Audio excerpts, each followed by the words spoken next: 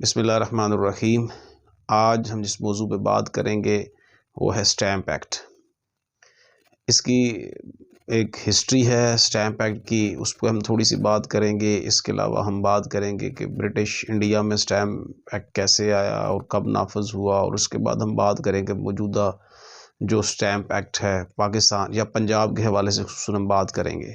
تو سب سے پہلے اگر ہم اس کی ہسٹری دیکھیں جی، تو جو اسٹیمپ ایکٹ ہے وہ سب سے پہلے برٹش پارلیمنٹ نے، برطانیہ کی پارلیمنٹ نے منظور کیا 1765 میں، اور منظور کرنے کا مقصد یہ تھا کہ اس کی جو افواج تھی برٹش کی، اس وقت جس ایریے میں انویڈ کرتی، فتوحات کرتی، تو ان کو اپنے اخراجات چلانے کے لیے پیسہ چاہیے تھا۔ تو وہ پیسہ حاصل کرنے کے لیے انہوں نے وہاں پہ اسٹیمپ ایکٹ متعارف کرایا تاکہ وہاں سے ٹیکسز کے ذریعے وہ پیسہ حاصل کریں اور اپنا نظام چلائیں۔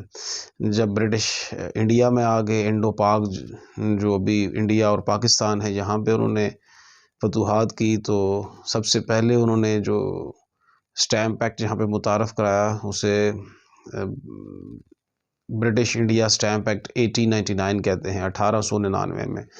اور اس وقت جو اسٹیمپ ایکٹ تھا وہ بڑے بڑے جو پروونس تھے، وہاں پہ صوبہ جات تھے، وہاں پہ متعارف کرایا گیا، جیسے مدراس تھا یا کلکتہ تھا یا ڈیفرنٹ بڑے صوبہ جات میں۔ اور اس کی نوعیت مختلف تھی جی۔ ہم تو یہ سمجھتے ہیں آج اس کی یہ ایک نوعیت ہے کہ ہم ایک پیپر لیتے ہیں جس پہ ہم نے معاہدہ لکھنا ہے اور اس پیپر کے ہم پیسے دیتے ہیں، حالانکہ وہ پیپر اگر آپ کسی دکان سے لیں اس کی قیمت 10 روپے یا 20 روپے ہوگی، ہم اسی پیپر کے ہزاروں روپے دے رہے ہوتے ہیں۔ آپ نے رجسٹری کرانی ہے تو آپ نے ایک پیپر لیا پنجاب بینک سے، جسے اسٹیمپ پیپر کہتے ہیں، وہ آپ نے ہزاروں روپے دی ہے، لاکھوں روپے ادا کیے، جبکہ اگر پیپر کی قیمت دیکھی جائے تو وہ تو 20 یا 50 روپے ہوگی۔ تو اس کے پیچھے جو وجوہات ہے جی، جیسے میں نے بتایا کہ یہ گورنمنٹ نے اپنے نظام کو چلانے کے لیے جو پیسہ حاصل کرنا ہے وہ آپ لوگوں سے وصول کرنا ہے، اور وصول اس نے آپ پہ مختلف قسم کے ٹیکسز عائد کرنے ہیں۔ تو یہ اسٹیمپ ایکٹ ہے 1899 جو برٹش انڈیا میں آیا، اس کو بعد میں جب پاکستان اور انڈیا الگ ہوئے اسی کو ہی یہاں پہ نافذ العمل کیا گیا، اور اس کو وقتاً فوقتاً اس میں ترمیم کی جاتی رہی۔ اگر ہم ابھی پنجاب کی بات کریں تو پنجاب میں یہ جو اسٹیمپ ایکٹ تھا 1899 کو مختلف ٹائم میں اس کو امینڈ کیا جاتا رہا، ترمیم کی جاتی رہی حالات کے مطابق، کیونکہ اس وقت تو اتنی جدید ذرائع نہیں تھے۔ اس وقت تو اسٹیمپ لینا تھا تو کس سے لیتے؟ جو کسان ہے اگر اس نے کوئی تانگا رکھا ہوا ہے اور کہیں پہ جا رہا ہے تو وہاں پہ اس سے اسٹیمپ لیتے تھے، منڈیوں میں جا کے اسٹیمپ لیتے تھے، اسٹیمپ ڈیوٹی۔ تو جیسے کبھی آپ نے سنا ہوگا سے 15-20 سال پہلے چنگی ہے، جیسے ہمارے ہاں چنگیاں مشہور ہے، چنگی نمبر راولپنڈی کی بات کریں تو چنگی نمبر 26 ہو گیا، چنگی نمبر 22 ہے مختلف۔ تو وہ چنگیاں کیا تھی؟ بیسیکلی آپ سے انہوں نے ٹیکس وصول کرنا ہوتا تھا، گاڑی آ رہی ہے، گاڑی جا رہی ہے، ٹیکس وصول کر رہے ہیں جی۔ تو یہ جو اسٹیمپ ایکٹ ہے اس کا مقصد بھی یہی ہے کہ آپ سے گورنمنٹ اپنے ٹیکسز وصول کرے، جس کے ذریعے وہ اپنا نظام چلائے گی۔ گورنمنٹ نے آپ کے حقوق کا تحفظ کرنا ہے، حقوق میں آپ کی جان مال بھی ہیں، اور اس کے علاوہ آپ کی جو پراپرٹی ہے اس کو بھی آپ کو تحفظ دینا ہے کہ آپ کی جو زمین ہے آپ کے نام پہ ٹرانسفر کرنے کے لیے اس نے ایک محکمہ بنایا ہے، اس میں لوگوں کو بھرتی کیا، ان کو تنخواہیں دینی ہے، ریکارڈ کو سیو کرنا ہے۔ تو ضلعی جو حکومتیں ہوتی ہیں، ضلع لوکل گورنمنٹ جسے ہم کہتے ہیں، وہ انتظام کرتی ہے ضلع کے اندر، اسی طرح صوبہ اس کو ریگولرائز کرتا ہے۔ تو اب ہم یہ میں نے ایک بڑے براڈ اسپیکٹرم میں ایک وسیع تناظر میں آپ کو سمجھا دیا کہ اسٹیمپ ایکٹ کی ابتدا کب ہوئی، برٹش انڈیا میں کب آیا، اور اگر پاکستان کی بات کریں یا ابھی پنجاب کی بات کریں تو اس میں ابھی جو نافذ العمل ہے 2012 میں اس کی ترمیم کی گئی، 2010 میں، 2012 میں، اور ابھی فائنانس ایکٹ کے نام سے، فائنانس ایکٹ 2017 کے نام سے یہ نافذ العمل ہے۔ اور اس میں یہ ہے کہ آپ کو ڈیفرنٹ اسٹیمپ ڈیوٹی بتائی جاتی ہیں کہ اگر آپ نے زمین کی خرید و فروخت کرنی ہے اور آپ کو کتنا ٹیکس ادا کرنا ہوگا۔ تو یہ میں نے اسٹیمپ کے متعلق آپ کو بتایا. ابھی ہم خالص بات کرتے ہیں جس اسٹیمپ پیپر کی، پن پوائنٹ کر کے اسپیسیفکلی. تو اسٹیمپ پیپر جو ہے، اسٹیمپ پیپر عام لوگ تو یہی سمجھتے ہیں کہ پیپر لیا اور معاہدہ لکھ لیا، لیکن اس کے پیچھے پورا قانون موجود ہے جو آپ کے حقوق کو تحفظ دیتا ہے. ایک سادے پیپر پہ لکھی ہوئی وہی تحریر، اس کے نیچے وہی گواہ ہوں گے، اس کی وقت کچھ اور ہے، اور ایک سرکار کے پیپر پہ لکھی ہوئی تحریر، اس کے نیچے گواہ اور اسٹیمپ ہوگی، اس کی وقت کچھ اور ہے.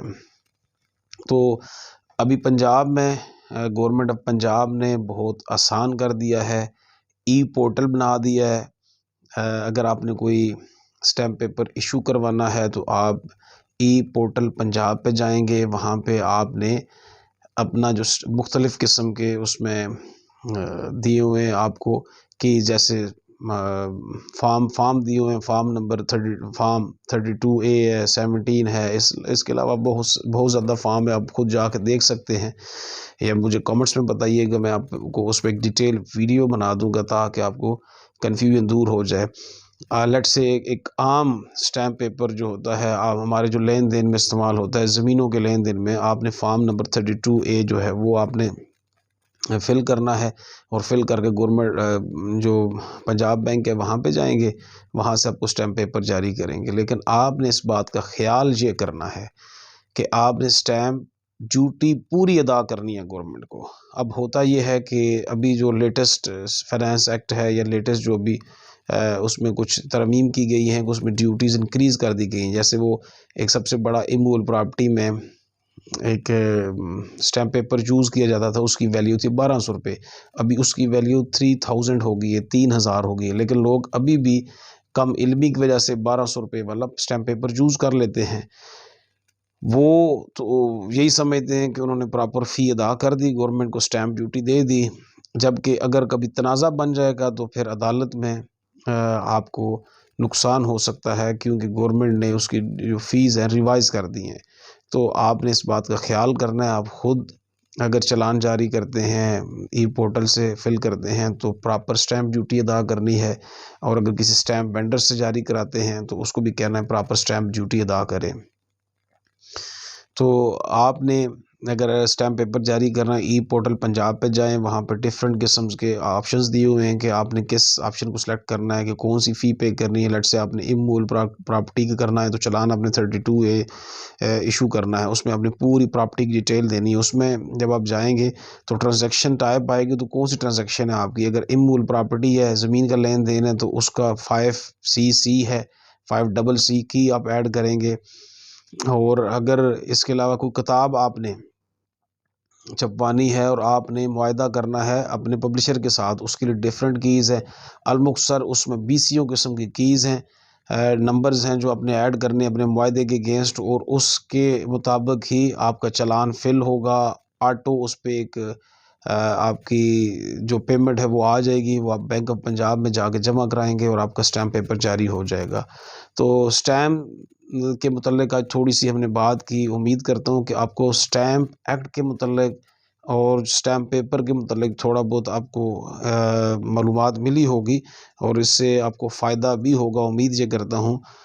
اسٹیمپ کو ہم یہ اسٹیمپ پیپر ہی سمجھتے ہیں، جبکہ کوئی بھی گورنمنٹ جب اسٹیمپ لگاتی ہے، جیسے آپ نے رجسٹرار آفس میں کوئی رجسٹری کرانی، چیز رجسٹرڈ کرانی ہے، تو وہ گورنمنٹ آپ کو اسٹیمپ لگا کے دے، جسے ہم اسٹیمپ سمجھتے ہیں عام زبان میں، مور لگا کے دیتی ہے، تو وہ اس کے بھی پیسے چارج کرتی ہے، کیونکہ گورنمنٹ نے اس کو انڈوز کر دیا ہے، اتھینٹیکیٹ کر دیا ہے. تو مختلف قسم کے لوکل لاز ہیں جس کے تحت گورنمنٹ آپ سے ٹیکس وصول کرتی ہے اور آپ کے حقوق کا تحفظ کرتی ہے. امید کرتا ہوں آپ کو کچھ معلومات پہنچی ہوگی. میرے ساتھ رہنے کا بہت شکریہ. السلام علیکم.